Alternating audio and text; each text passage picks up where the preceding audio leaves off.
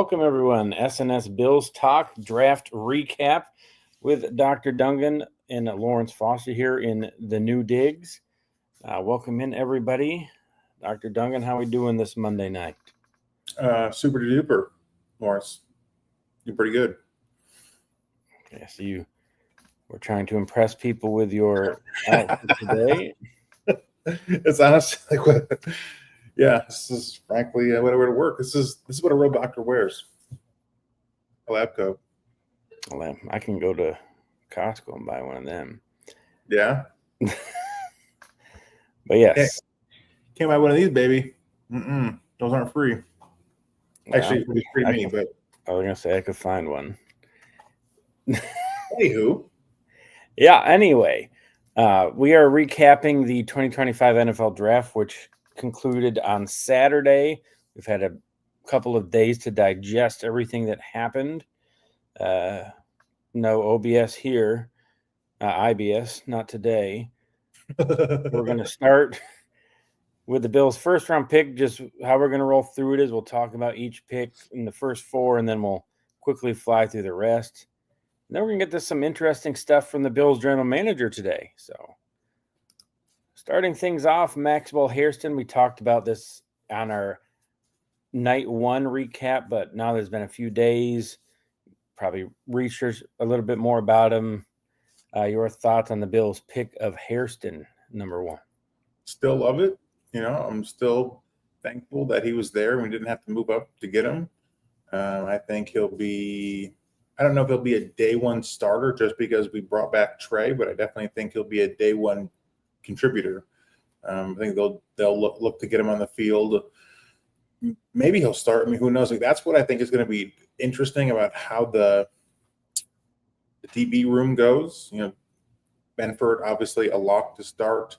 Taryn is our nickel, but then who starts opposite of Benford? We know McDermott likes to not start the rookies, and so Trey, given the fact that he's a veteran, a former All-Pro, and knows the system, he obviously has a leg up. But let's see what happens in camp. It would be interesting to see who wins that battle between Hairston and Trey for the corner opposite of Benford. But I imagine it'll be Trey who starts, and with Hairston getting some meaningful snaps. But as we talked many times, it's nice to feel like we have some depth, and that if somebody goes down, as they inevitably do, then the person waiting in the wings isn't Kaiir Elam.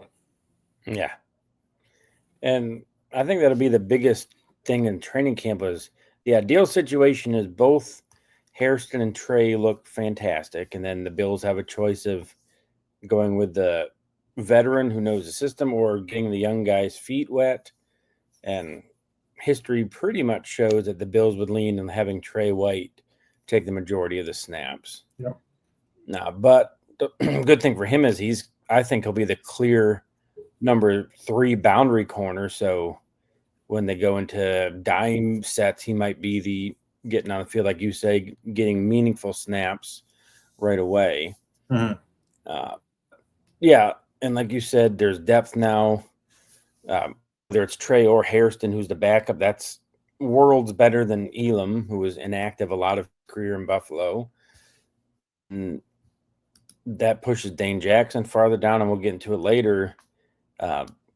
Maybe even like Cam Lewis or Ingram might be being pushed too. But the Bills definitely attacked the second cornerback position that we talked about as being a big time need heading in. Mm-hmm. But some people like the attire. There we go.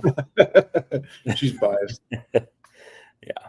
And full disclosure, Dr. Dungan was used to work at the University of Kentucky. So full disclosure. There, don't want anyone saying there's any bias on our end. I mean, I guess. All right, so that's Maxwell Harrison. We already talked about him.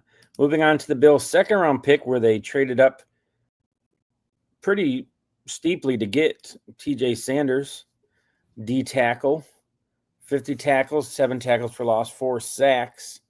Again, a couple days more to digest it. you liked it more than I did then. Where are you standing at this point with TJ Sanders? I would say moderately steeply, or not moderately steep. That sounds dumb. I would just say we moved up moderately to get him. And the more that I read, I mean, we looked at it, or at least we talked about it primarily from the vein of him being a pass rusher. But the more that I read about him, we cannot discount his work against the run. Like, he's pretty stout against the run. So sure, he's not like the Kentucky counterpart that we'll talk about here in a few minutes. But I mean, he's not just a pass rushing defensive tackle. He does, he can shed blocks and is strong against the run. So I still like it. I understand your reservation a little bit, but it comes down to it. If Bean and McDermott liked them that much to move up and get them, all we can do is hope that they were right. Yeah, I'm not as against it as I was. I just think of Dwayne Carter already. Is he getting pushed off a year after being drafted where he was? But yeah, like reading more about him, looking at more of not just highlights, but like 30, 40-minute clips of him at a time. He has potential.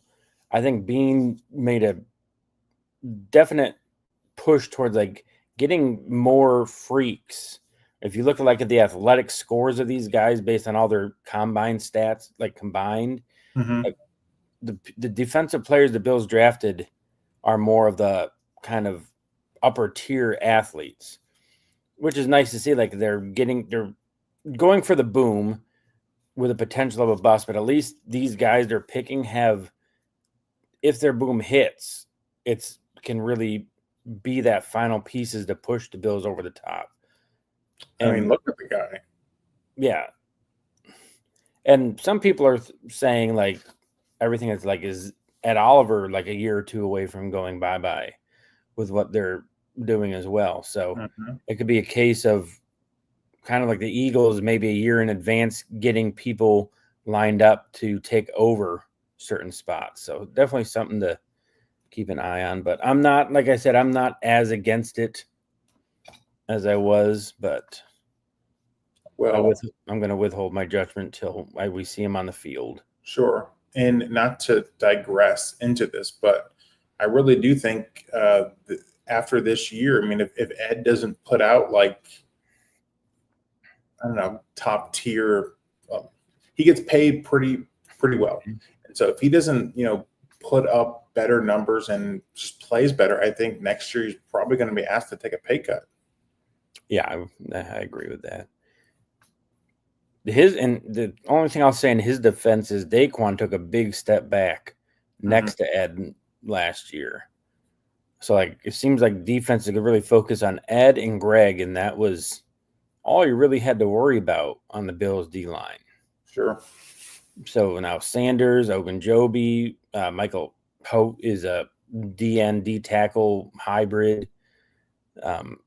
Daquan as a backup, I think, is fine. Relying on him as much as we did, I think, was a mistake. So yeah, it seems like they were pretty clear, like they understood why the Bills lost in the playoffs last year, and why they pretty much always lose in the playoffs.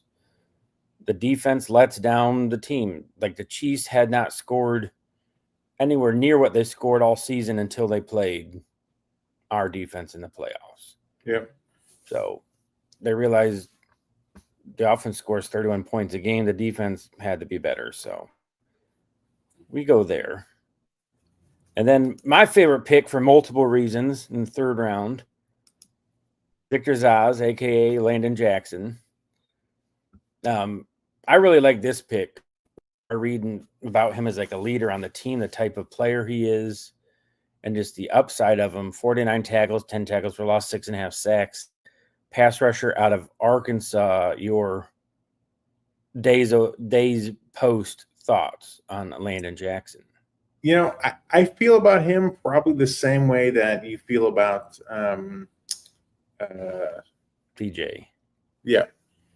Because I think the value right? I mean, getting him in the third round is good. I think he does have a lot of upside. I guess ultimately, I'm hoping he ends up being like, as Ms. Dungan says, I'm hoping he's end up being like Max. I think Max has 2 X's, but who knows? Because if he is, then it's a great pick. You talk about boom or bust. That's what I feel like he is. He's got a great motor. He has the size. It's just, can he put it all together in the NFL? I think that's enough X's there. We got you covered. That's more like I won't go there. Never mind. This is a PG show. But Landon Jackson, again, boomer, but in the third round, we talked about this in our mock draft when either Mike Green or Ezaruka out of Boston College. At something especially that was at the top of the second round. In the third round, these are the types of picks I'm okay with taking swings on. Of if they hit, he's going to be a game wrecker. So, and that's probably the same for TJ Sanders, but less with what they gave up at him. Landon Jackson fell into their laps. He was probably, everyone thought, a second rounder at worst, so falling into the third, big for them. And the Bills like to cycle people through too. You think about now, they have Epineza, they have Rousseau, they have Jackson, they have Hoke, who can play outside Bosa. That's a pretty solid rotation of guys who have.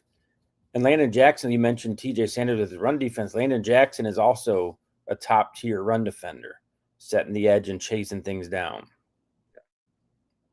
I don't think that's by accident either, right? I mean, that was, as you mentioned a couple days ago, that was definitely one of our weaknesses, and I know something that you despise. Honestly, whenever we would give up a big run, even though I hated it, and inside I loved it because I knew it really fired you up. Yeah, I can't stand getting run on. I know. Yeah, like I hated losing that Ravens game, but how we lost it, I was like, boy, this is killing him right now. Yeah, it is. It was and has for a long time. But anyways, as you said, I think all these players, especially the one that we're about to talk about, they really do address that. They have pass rush ability, for which we definitely needed help there, but it was the run that really killed us at times. And one of the things people didn't like about TJ Sanders was he wasn't the big one technique guy. Like, man, we needed like a big beefy guy and the Bills addressed that with our next player we'll discuss. The first time we have discussed him on the show. Another one from your former employer, University of Kentucky. Philadelphia, I mean, the Eagles have the Georgia connection. It seems like we are the Kentucky connection. Mm-hmm. Ray Davis, Maxwell Harrison, and now Dion Walker. This is the one technique Bills fans were hoping for. Again, 37 tackles, 5 tackles for loss, 1.5 sacks. Back injury from all accounts hurt him last year. 2023 production would have put him at worst round 2, but he went back to school, got hurt his draft stock, which could end up being a kind of diamond in the rough and great thing for the Bills. But your initial thoughts on Dion Walker? I mean, everything you just said. If nothing else, he's going to come in motivated. I think as you just said, him potentially going from a second round pick to a fourth round pick, plus having his friends there that they can all learn together, go through this together, motivate each other. I really do like this pick because we do need somebody like this. 6'7", 340, something like that. So he's a monster human being. Eat up the double teams, and so especially if we have him and TJ out there, I think that would be So, anyways, I like this pick a lot because, as you said, it fills a huge need, literally and figuratively. And especially with the Ogunjobi suspension, right? Ogunjobi's brought in to kind of be that type of player, and missing him at least the first 6 weeks might give Walker a chance to really shine. And again, like maybe when we were talking about in our last show about who's the odd man out, Walker could end up making Ogunjobi the odd man out if he plays well that first third of the season. Yeah. And you say he's going to be motivated like 100%, like after what he thought was going to be a great return to Kentucky, just a really down year after the injury. So hopefully only upside for him. And that is one thing where I don't understand how the salary cap works in terms of, those two guys missing 6 games. Is that they obviously don't get paid? So does that come off our cap because they were, suspended? What does that do with their contract? And does it give us an out? And I would say likely that Ogunjobi, because he didn't disclose this suspension to Bean, that's got to tick him off. And so if there's any question at all, like, like if Walker has played well, I can definitely see Bean and McDermott having this conversation of, Ogunjobi wasn't truthful to us. He put us in a bad spot. Walker's played well. I think he should keep playing. And either Ogunjobi doesn't see the field or he doesn't see the Bills roster. Yep. And maybe that's what Brandon was thinking about before on the radio today. Right. But I think the Bills had an out when they found out, but they chose not to do it. Sure. Which I don't get. If they already knew Hope was suspended, taking the other one. I know Bean said at the time, like at that point, there really wasn't anything left. But with the draft coming up and as strong as defensive tackle was, and obviously we took 2, in retrospect, that looks like an even worse deal now, that they didn't take advantage of the chance to just get out from under that money. Yeah. But on the flip side, though, right, I can't help but think they're a little gun shy due to all the injuries. And so, because the last thing they would hate, right, is week 7, week 8 comes around, somebody gets hurt, and they're like, dang, I wish we would have kept them. Yeah, and that's something we had discussed. Like, they at least had the advantage of 6 weeks of seeing these other guys play. And maybe they find out, all right, Carter's not so good, trade him for something. He still has some value to somebody somewhere.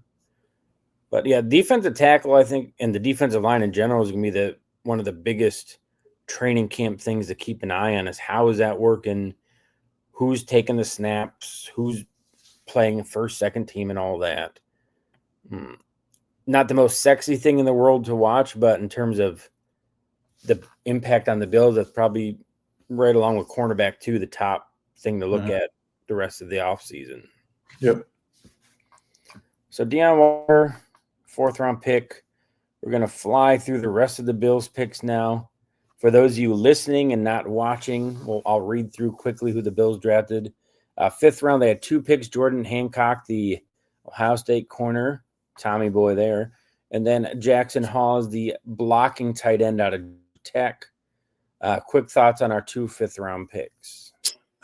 Just based on his draft grade, it looked like Jordan Hancock was a bit of a reach, and that we probably could have got him in the 6th or 7th round. I definitely, they'd likely draft him to play special teams, and so if that was the case, it seems like why get him in the 5th round.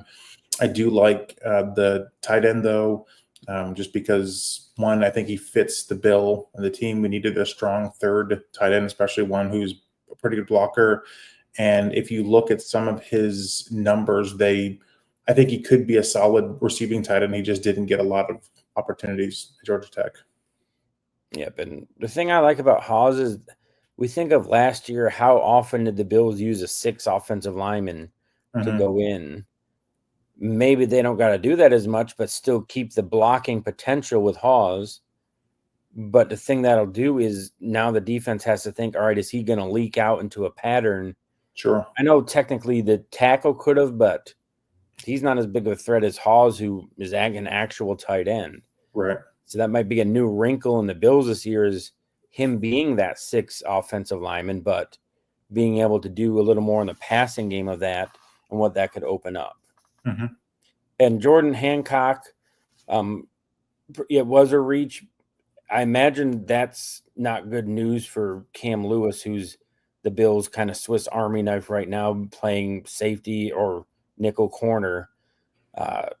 Maybe it's going to be a roster battle between those two. Right.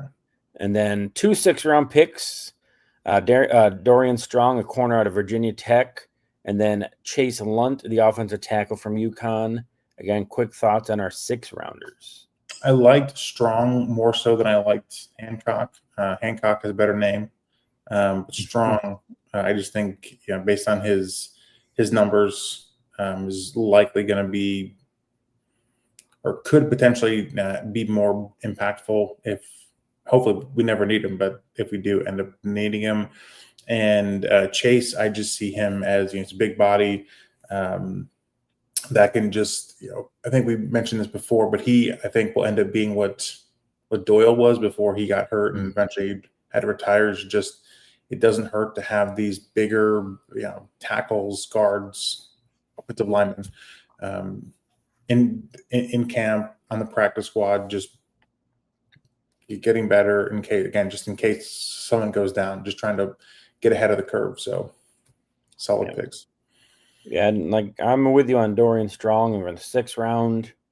Somebody who has upper level stats on any, and for those of you who aren't reading, he had a 2.1 QBR against him while in press coverage last year, and he had 212 snaps in press coverage. So it's not like he did it 10 times. He played 212 snaps in press coverage, and the QBR against him was 2.1 with a completion percentage of under 25%. So again, that late in the draft, finding something like that, take a swing at it. Yeah. And I think at worst, he pushes Dane off the roster. Yeah. Gosh, Dane and Cam Lewis, how many times have we complained about them in the last 3 to 5 years? Yeah, so anything that can push them off, and I'm good with. And then the Bills, I mean, having somebody who's at least strong in man coverage as a backup isn't terrible to have. The 7th rounder, the 7th rounder, the Bills finally drafted a receiver. At that point, who really cares? He is a little size, 6'3", 204. He had 162 career catches, just under 2,000 career yards, 48 games played. Anything on him? No, I mean, I just see him as somebody to fill out the training camp roster. We still have guys on the practice squad that have been playing receiver for us. So he has the size, has a little bit of speed. I don't know. I mean, again, I doubt he'll see the roster. I mean, he'll be lucky to make it through camp just based on the guys that we currently have. But you know what? Being at least drafted a receiver. Yeah, no one can say he didn't. That's a great way to transition to our next topic of the day. Brandon Beane on the wide receivers that he did not draft or really do much with this offseason. He went to his show on WGR, which is the Bill, for those who don't know, is the Bill's kind of local radio station right in Buffalo. So he had a lot to say when he went on their first thing. I'll read it for us real quick. While you guys were being in 2018 about Josh Allen, you guys wanted Josh Rosen, and now you guys are being that we don't have a receiver, Beane said when asked what he meant. Just scored 30 points in a row for 8 straight games. A year ago, I get you guys asking why we didn't have receivers, but I don't understand it now. You just saw us lead the league in points. When you add all the postseason, no one scored more points than the Buffalo Bills, including the Super Bowl champions. So you just saw us do it without Stephon Diggs, same group. How is this group not better than last year's group? Our job is to score points and win games. Where do we need to get better? Defense. We did that. So I get it. You have to have a show, and you got to have something to be about. But being about a wide receiver is one of the dumbest arguments I've heard. And just so we're clear to everyone, the B stuff was the female dog version of B. Yeah, but we're keeping it clean here. So completely out of character comments from Brandon Beane this morning, but your thoughts on it, how it makes him look, or maybe makes you feel to have our general manager be talking like that to the media. Fired up, man. I love it. It's because, and frankly, I would have expected him to say this more so to like more of a national type media, but frankly, because you would think that the local media would understand the fact that like what a stupid question to ask, and people say it all the time. You'll see it on Twitter, or you even see it on like the what ESPN believes that we need to draft, and ultimately he's 100% right. People, I get, again, not to reiterate what he just said, but yeah, I understand when we lost Diggs and Gabe Davis, why someone would say, hey, they needed to draft a receiver, and we did.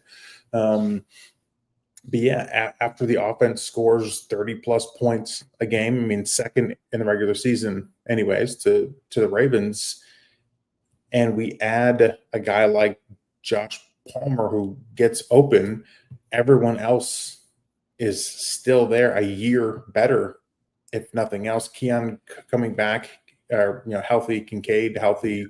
It doesn't make really any sense for people to be calling for us to go and really do much with the offense.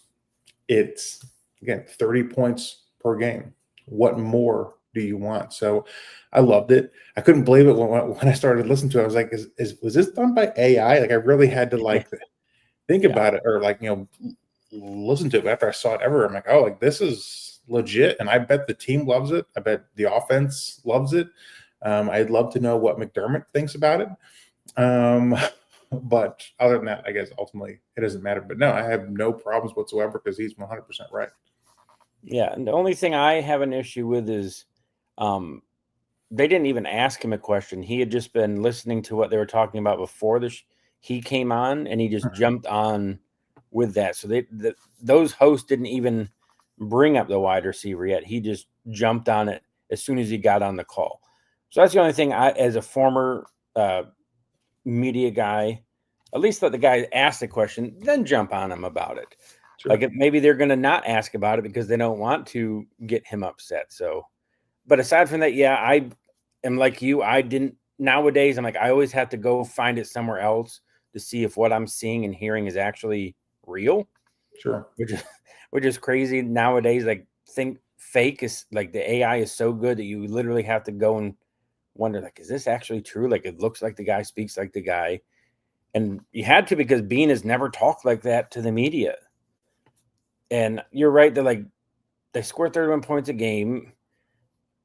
And he is right, Brandon Bean, who later on said, like, it's not fantasy football. They paid Shakir. They have put two valuable resources the last 2 years, a first and the first pick in the second round, and then a first round pick on Kincaid and Coleman. They spent on Josh Palmer, and they've got the best offensive line they've had in Josh Allen's history. And I think the three best running backs in the league. We have the best running back room in the league. Mm-hmm. So he's right. Like, they can't go and add a Jamar Chase and T. Higgins. Like, they added Palmer, who gives them a man beater that they haven't had. And the thing that people aren't talking about is at the end of the year, Curtis Samuel was finally being used like he should have been used all year. Everyone's saying it was the turf toe early in the year. That's why things weren't what they should be. So, like, he's almost like an addition this year if he's healthy, because he offers, like, we saw what he could do at the end of last year, and they actually got to play wide receiver. He was making plays like we thought he would. Yeah. So, like you said, I'm fired up now that I realized it was Bean saying it, and it was real. I'm sure Josh loved it. I'm sure that everybody eats people loved it. Yeah. And like Ainsley said, Shakir is the best.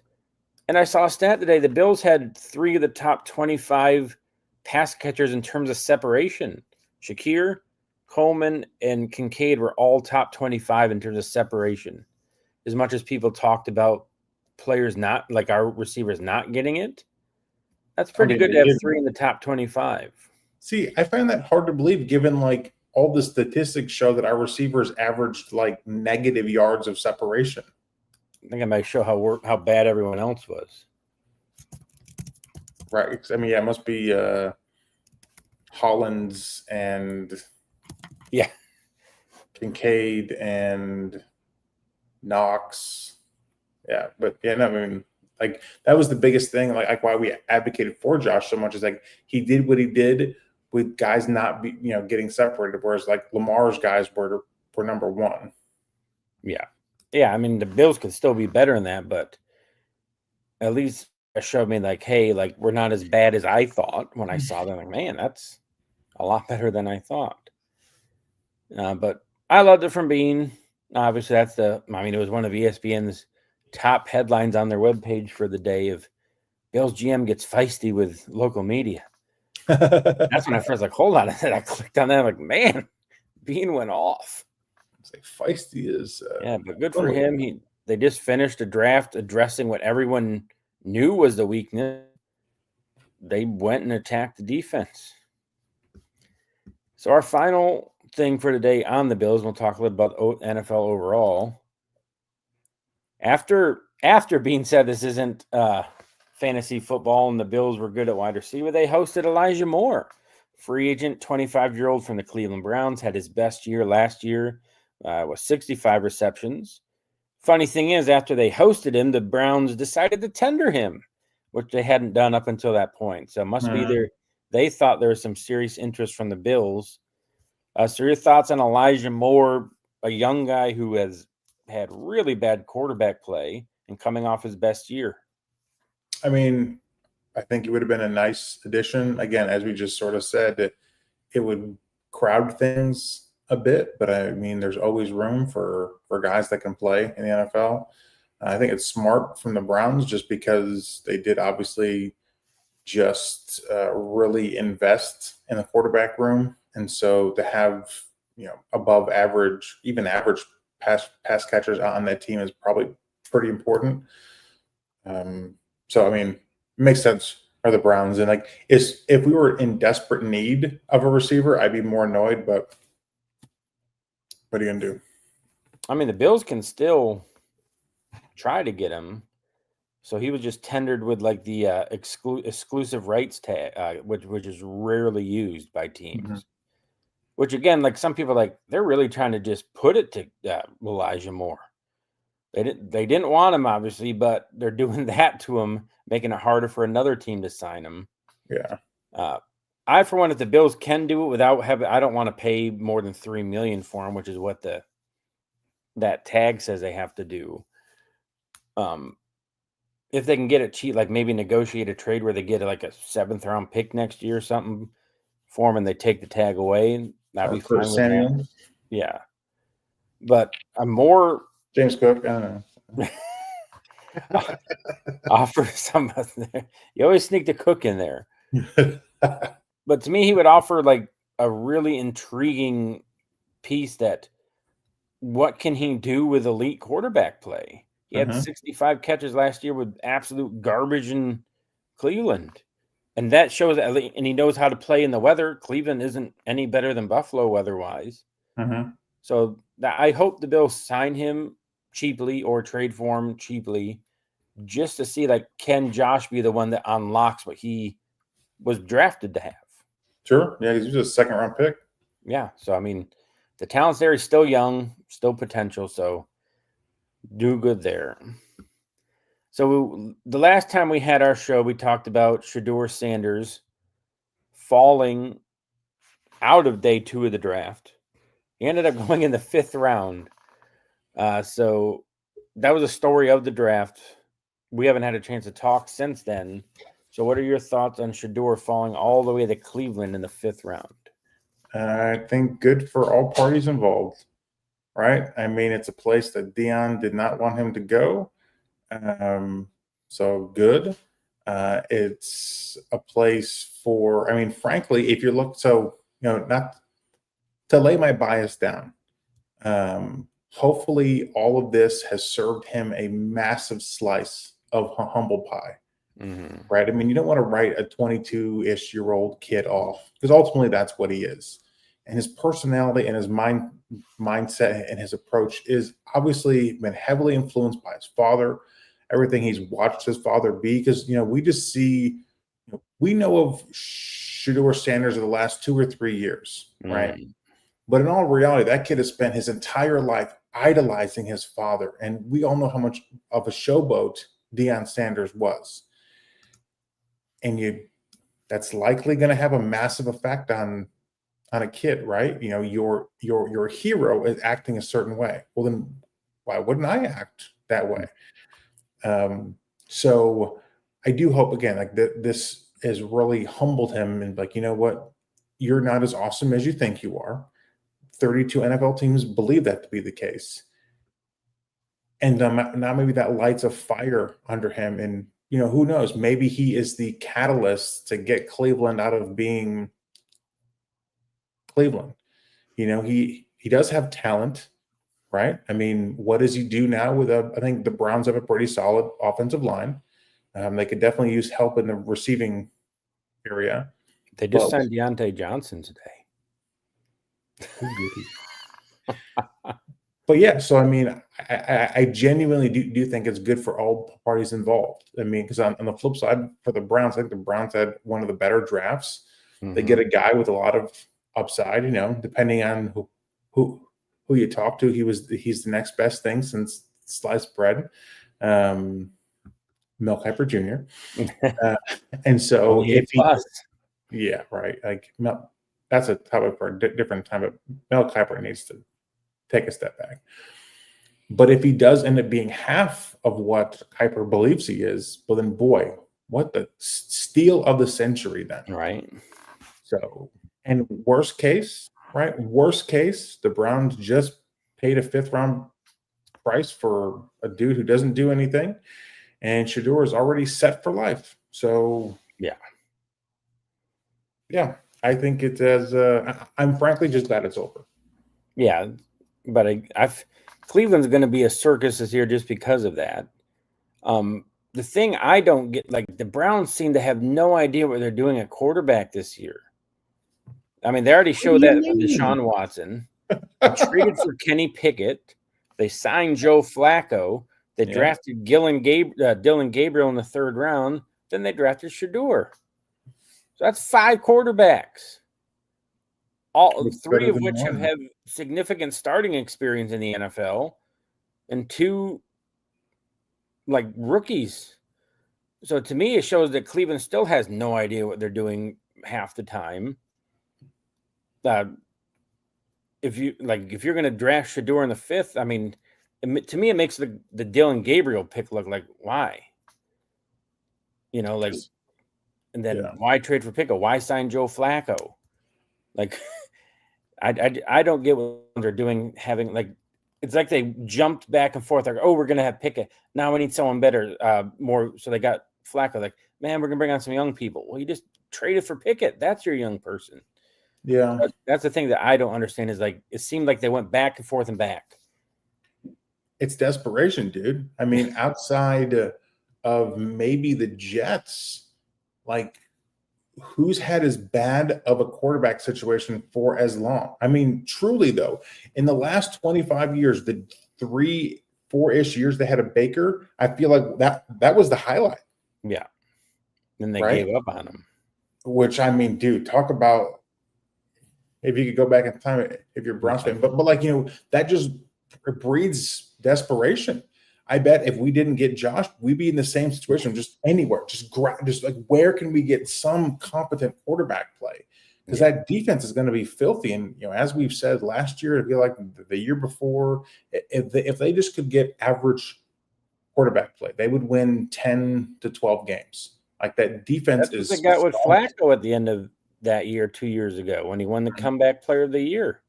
He gave them average quarterback play. It won them an award. They made the playoffs, and they won a playoff game.